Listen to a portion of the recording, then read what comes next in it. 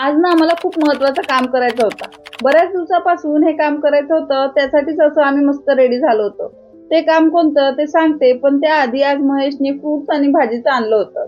तेच मी रचून ठेवत होती. ते इतक्या फास्ट मध्ये बघितल्यावर इतकं सोपं वाटत होतं ना, पण प्रत्येक बाईला माहीतच असेल की किती वेळ लागतो. मिरचीच्या मुक्या काढा, त्यानंतर कोथिंबीर साफ करा, पालेभाज्या साफ करा. इतका कंटाळा येतो ना मला हे सगळं करायला की बस. काश असं लवकर लवकर सगळं झालं असतं. तर चला, आम्हाला आज वैद्यचं टक्कल करायला जायचं. तसं तर बऱ्याच दिवसापासून करायचं होतं, पण मीच टाळत होती. पण म्हटलं की नाही, आज करूनच घ्यावी. म्हणून स्पेशली आज 2 चुट्या घातल्या आणि जे मालीनी व्यवस्थित कट पण करून दिलं, जेणेकरून मी आता ते स्टोअर करू शकते. माझं इमोशनल होणं जरा एक्सपेक्टेड होतं, पण महेश सुद्धा इमोशनल झाला. आता माणसं अशा छोट्या छोट्या गोष्टीवर इमोशनल होत नाही, म्हणून मला जरा नवलच वाटलं. आता वैदेही ना स्टार्टिंगला छान असं केस मस्त कोऑपरेट करत होती हेअर कट करायला. त्याच्यानंतर तिने अजिबातच ते करू दिलं नाही.